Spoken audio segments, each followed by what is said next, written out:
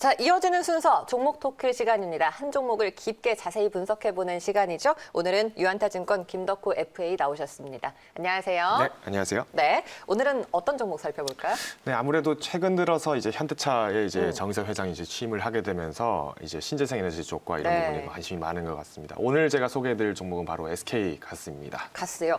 SK 가스면은 LPG 업체 아니에요? 네, 그렇습니다. 이제 대한민국 내에서 그래도 LPG 업계에서는 어떻게 보면 권위적인 어떤 업종을 가지고 영위를 하고 있습니다. 실제로 원유와 그리고 석유화학 쪽 그리고 특히 액화석유나 천연가스와 관련된 부분에서 직접 취급을 하고 있기 때문에 아무래도 신재생 에너지라는 부분들에서 최근에 강조가 되는 트렌드에 맞춰서 기존에는 SK가스가 다소 저평가가 되었지만은 오히려 이런 모멘텀들이 이제 본의의 사업을 좀 더 확장을 시킬 수 있는 기회가 되지 않을까라고 판단이 되고 있습니다. 이게 정부의 지원을 받으면서 앞서도 이야기 나눠봤지만 수소 경제가 정말 본격화되고 있는 것 같아요. 이에 맞춰서 SK가스도 준비를 하고 있겠죠? 네, 당연합니다. 지금 실제로 SK가스가 지난 11일에 이제 수소 태스크포스 팀을 만들게 되면서 사실상 기존의 LPG 가스, 즉 우리가 석유 액화가스에 대한 부분들에서 이 사업 비중보다도 이제는 천연가스와 그리고 수소가스에 대한 부분들의 포트폴리오를 좀 더 다각화함으로써 천연가스 그리고 이제 신재생 에너지 부분들, 그린 뉴딜의 발맞춤을 좀 더 빠르게 하겠다라는 부분을 나타내고 있었는데요. 이제 가장 중요한 부분은 지금 정의선 회장이 말씀을 한 것처럼 사실상 이런 수소 모빌리티라고 얘기를 하는 것이 어떻게 보면 자동차에 한정이 되어 있다라고 여겨질 수 있는데 실제로 현대그룹에서의 이제 정의선 회장이 꿈꾸고 있는 모빌리티 솔루션이라는 거는 일반 우리가 개인이 활용하는 자동차, 일반적인 자가용 자동차뿐만 아니라 이제는 뭐 UAM이라고 하는 이제 말 그대로 도시에서 활용을 하는 어떤 우리가 이제 비행차라고 하죠, 일종의. 그렇죠. 드론의 확대 버전. 그렇죠. 네. 이렇게 하늘을 나는 자동차라든가 이런 부분들까지도 좀 더 이제는 보다 큰 일종의 허브를 완성을 시키는 것이 가장 큰 중요한 핵심이다라고 얘기를 하고 있는데요. 이 허브 안에서는 사실 일반 자동차뿐만 아니라 우리가 흔히 이용하는 대중교통의 버스라든가 그리고 뭐 철도 트램이라든가 이런 부분들까지도 확장이 훨씬 더 커질 수밖에 없기 때문에 이제는 수소 에너지라는 부분들이 당연시 되는 것이 어떻게 보면 앞으로의 다가올 미래를 당겨온 상황이다라고 말씀을 드릴 것 같습니다.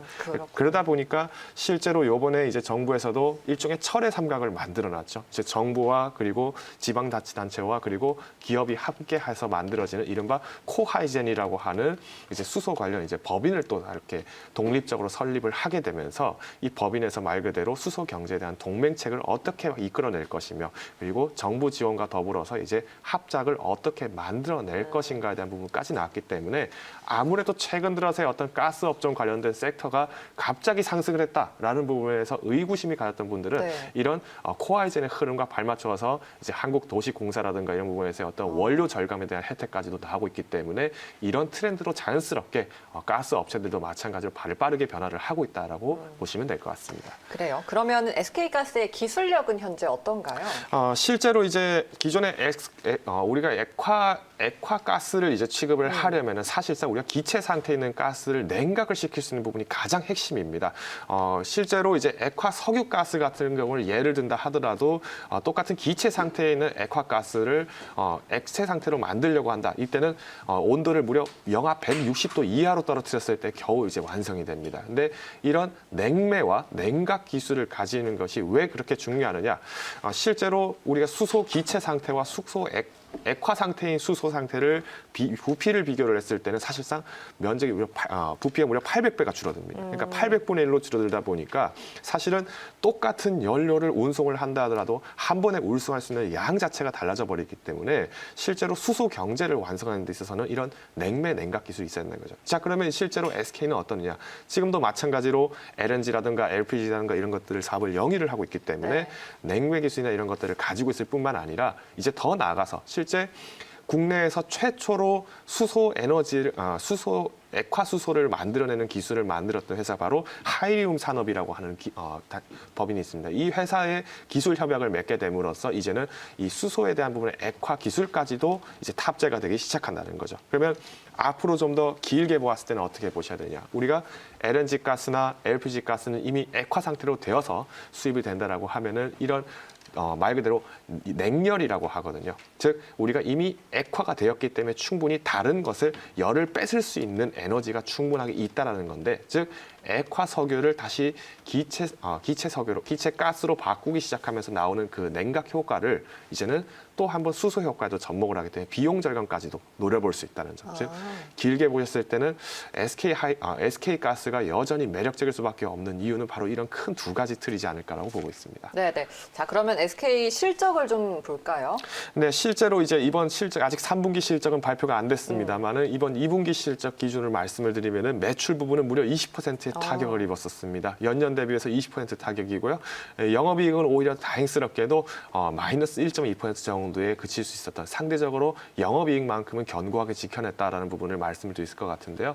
실제로 이번 LPG 가스에 대한 부분들의 가격 부분들은 굉장히 많이 떨어지게 되었지만 2분기 때는 매출이 많이 올랐다. 이런 긍정적인 효과들도 나오고는 있습니다만은 지금 가장 큰 문제는 이번 3분기 때의 실적이 과연 이에 부합할 것이냐. 지금의 레포트에 나와 있는 것처럼 어떤 영업이익 부분이라든가 매출 부분들이 상회할 것이냐라고 봤을 때는 상대적으로 어렵다라는 의견들이 굉장히 많습니다. 그 이유인즉슨 아무래도 최근에 어떤 경기적인 셧다운이라든가 그리고 기존의 중공업들, 제조업들에 대한 부분들에서 어떤 가스 소비들 자체가 굉장히 축소가 되다 보니까 실제로 이런 스프레드 자체가 축소가 되다 보니까 매출량 자체도 줄어들게 되고 결국에는 올 3분기 내에서의 단기적인 실적은 다소 컨센서스에 대해 부합하지 않을 가능성도 있기 때문에 단기적인 실적을 기대하기는 조금 어렵지 않을까. 오히려 이번 태스크포스 팀으로 전환을 한 것이 지난 11일에 진행이 되었기 때문에 내년 상반기부터 시작을 해서의 그 실적 견인을 한번 기대해 볼 만한 가치가 있지 않을까라고 판단하고 있습니다. 네. 자, 그러면은 SK가스 신성장 동력으로 우리 좀 정리를 해볼까요?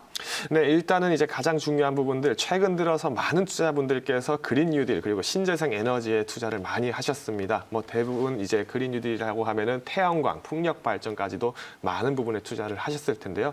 이제는 기존에 우리가 정유주라고 해석을 하는 정유화학, 석유화학이라고 해석을 했던 어떤 LPG라든가 LNG 부분에서도 이제는 수소 에너지로서의 탈바꿈을 시도를 하는 모습들이 많이 나오고 있습니다. 어떻게 보면 그 대표적인 사례 중 한 가지가 바로 오늘 소개드린 그 SK 가스와 같은 텐데요. 네.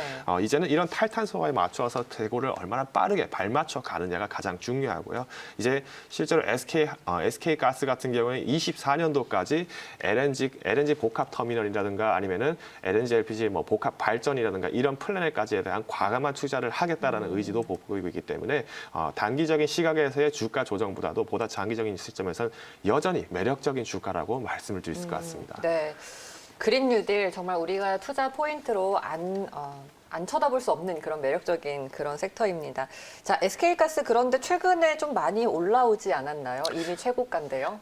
그렇습니다. 실제로 사실상 신고가를 달성을 하면서 계속 주가들이 올라락 내리락 하고 있는 모습이 단기간에서 나타났습니다. 그렇지만 가장 중요한 부분 앞서서 소개드렸듯이 실제로 태스크포스 팀이 설립을 발휘하겠다고 발표가 된 게 11일자입니다. 그러다 보니까 12일부터 일종의 상승의 폭을 좀 더 높게 해서 스타트를 찍어놨다는 부분들이 굉장히 긍정적이었다는 것을 보면은 여전히 주가는 이제 수소 경제로서의 SK가스에 대한 평가는 재해석의 시점이다라고 말씀을 드릴 것 같습니다. 그렇기 때문에 단기적인 상황에서의 조정, 특히 최근의 증시의 조정에 따라서 주가가 조정이 되는 경우가 굉장히 많습니다. 하지만 이제는 SK가스가 기존에 정유주로서 눌려왔던 주가가 눌려왔던 부분들도 상당 부분이 있었기 때문에 이제는 석유가 아닌 수소 에너지로서의 원천으로서 한번 재생해 볼 네. 시점이 되지 않았나라고 말씀드리겠습니다. 제 변신이네요. 알겠습니다. SK가스 오늘 자세하게 분석해봤고요. 김덕호 FA였습니다. 고맙습니다. 감사합니다.